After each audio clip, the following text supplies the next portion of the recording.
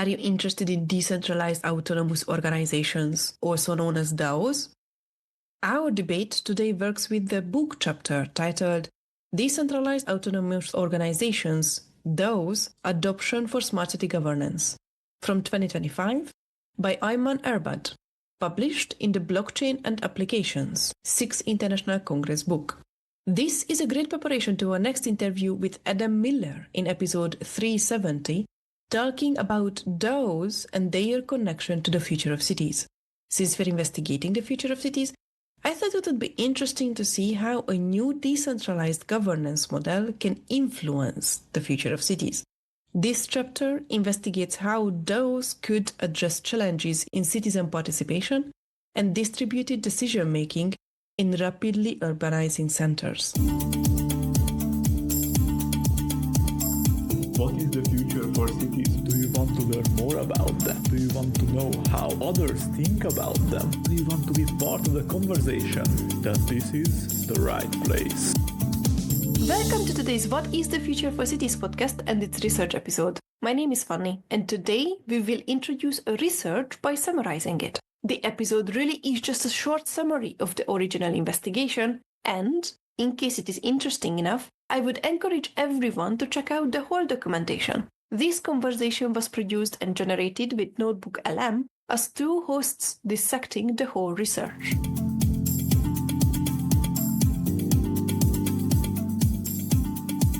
Today, we're wrestling with a proposal that could really fundamentally redefine civic life, the potential adoption of blockchain-based decentralized autonomous organizations, DAOs, as the foundational governance infrastructure for smart city initiatives. We know cities worldwide are grappling with massive challenges from climate change response, housing affordability, all demanding innovative tech solutions, and critically, deep cooperation between citizens, businesses, and government. And that demand for deeper cooperation is, precisely what makes the DAO model so attractive, yet I think so perilous. The idea is pretty simple on the surface. Use rules encoded as smart contracts to establish trust distributively, moving beyond a central, often bureaucratic authority. But the central question here, the real debate, is whether this specific approach to configuring civic power, this DAO model, can genuinely achieve participatory and, crucially, fair public governance in a complex urban setting. Or do the intrinsic structural challenges and inherent threats just present insurmountable barriers for traditional citywide adoption? Well, I firmly stand on the side of transformative potential. I really believe the DAO model offers revolutionary tools to enhance participation and distribute decision-making power. The challenges we identify, look, they're not fatal flaws. They are simply manageable adoption hurdles that, yes, require careful preparation and resource allocation. And I conversely feel I have to focus on the intrinsic issues of social equity, inclusion, and the management of external threats. These aren't just simple hurdles. They are fundamental barriers that pop up when you try to implement a crypto-native governance model within a public urban environment that demands equal rights for all its citizens. Okay, so to understand the potential, we have to recognize where traditional governance is maybe falling short. Most smart city governance today is stuck in what you might call low transformation. It amounts to little more than efficient administration. But the rapid scale and complexity of these wicked problems, those massive, interconnected issues facing urbanization, they demand a leap toward high transformation. And that requires genuine cooperation among all stakeholders. DAOs, I believe, provide the mechanism for that leap. They pull successful governance lessons from existing Web 3.0 communities and deploy transparent, immutable rules via smart contracts, essentially decentralizing reliance on single, often exclusive, centralized authorities. The real innovation, though, lies in the way DAOs restructure civic participation, what the research calls the power configuration. They offer clear, dynamic incentives that go far beyond traditional civic duty or just being consulted. We aren't just talking about, say, token appreciation, although that's potentially part of it. We're talking about micro-incentivizing specific civic actions using bounties, for example, to reward residents who complete an initial feasibility study for a neighborhood green space, or maybe those who propose solutions for traffic congestion. This system ensures people have a tangible reason to play a bigger role in the planning and governance, which directly addresses performance expectation by offering clear usefulness over existing governance structures that, let's be honest, often suffer from low participation and pervasive mistrust. Okay, I come at it from a different angle, though. While that ideal of high transformation sounds wonderful, the qualitative research done with experts really revealed that when you try to translate this idea into practice, two areas, the actual mechanics of power and the necessary risk mitigation, introduce profound governance risks that are frankly unique to this technology. My core issue is inclusion. DAOs, as they stand, currently cater almost exclusively to digital natives, right? Those already immersed in the technology. This means the structure inherently excludes significant demographic segments, like senior citizens, maybe people in low resource communities lacking reliable tech access. As the experts noted, public services need to meet the people where they are, not force citizens to climb some steep digital wall just to participate. If the smart city governance model can't seamlessly include all citizens, it fundamentally fails the definition of public governance. That's an interesting point, though I would frame it a bit differently. While the question of fairness and power configuration is absolutely essential, let's look closer at the operational tension that token ownership inevitably generates. The challenge of achieving deep decentralization while still maintaining necessary governance rigor and accountability. You seem to imply that decentralization automatically leads to chaos or instability. But look, the fundamental goal of a DAO is transparent, participatory decision-making. When experiments like CityDAO ran into issues, specifically inconsistency and maybe a lack of accountability in getting proposals finalized, they adapted. They didn't just throw up their hands. They used specific mechanisms like forming guilds or temporary committees to handle technical tasks. And crucially, they eventually proposed hiring dedicated full-time employees to increase operational rigor and consistency. This shows the model is adaptable. It's not rigidly ideological.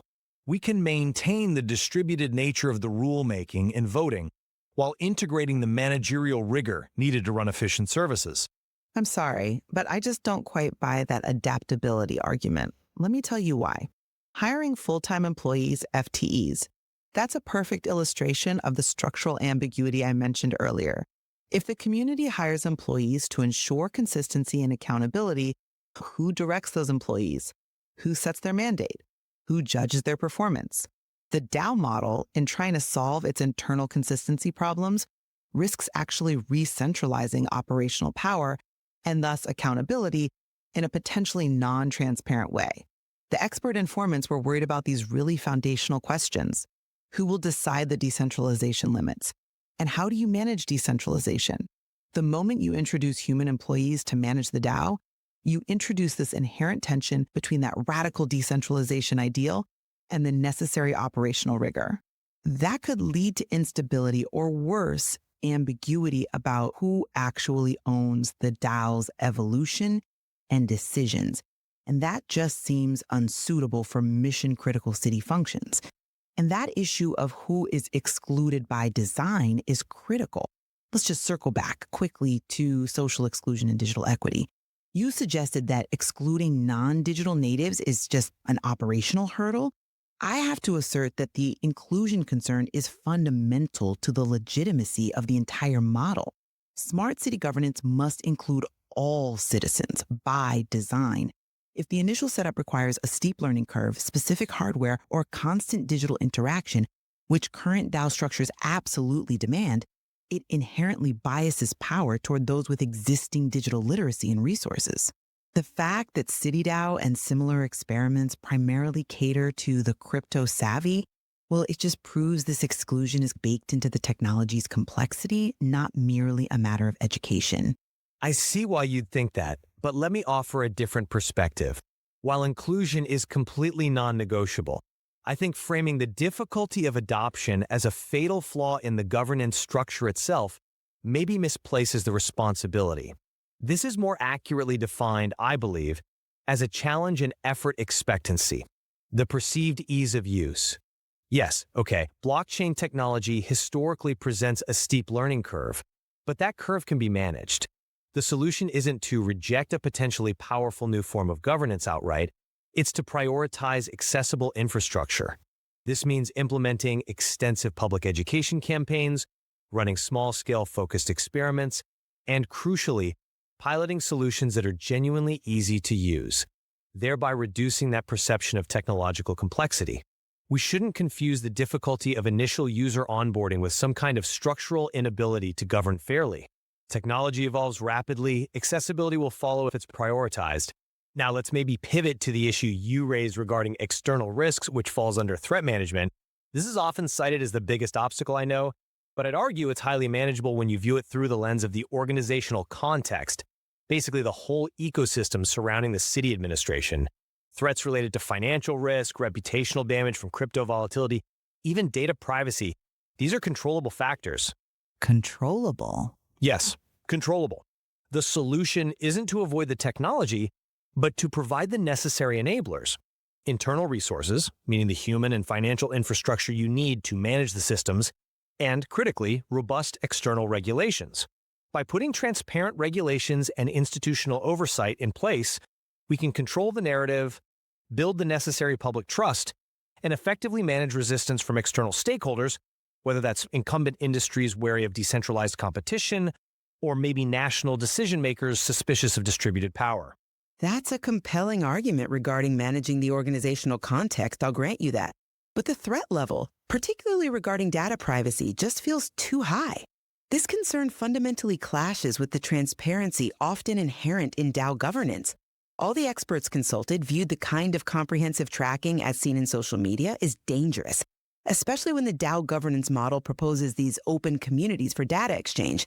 People already harbor profound worries about their privacy being violated by both government and large corporations. Proposing an open, transparent, potentially immutable ledger like blockchain for critical city functions is just inherently risky. Citizens are rightly concerned that a highly transparent governance system, combined with mandatory digital interaction, could expose sensitive participation data. Until these structural privacy concerns, which go way beyond mere regulation and really touch on the core function of the technology itself, are fully secured and crucially trusted by the populace, the adoption of a DAO model for critical urban services seems practically untenable to me. This discussion certainly highlights the extreme complexity involved in integrating novel technology into civic life, no doubt about it. But to summarize my position, while robust preparatory work is absolutely essential, especially securing the necessary resources and regulations within that organizational context, the DAO governance model remains, I think, the most compelling pathway toward truly participatory governance and operational transparency. It aligns the city with the highest potential levels of smart urban transformation. The innovative incentives and decentralized structure provide the necessary tools to engage citizens effectively where our current centralized, often opaque governance structures consistently fail. And my position remains focused squarely on the social cost. The structural mechanisms of DAOs introduce serious, intrinsic questions of social equity and fairness, specifically that link between token-based voting and digital inclusion that fundamentally jeopardize their moral and practical legitimacy for broad public governance. Until the intrinsic issues within how power configuration operates are properly reconciled, and the profound threat management challenges, particularly concerning citizen data privacy, are robustly secured and widely trusted, DAOs risk exacerbating existing social divides rather than delivering equitable solutions to our urban challenges.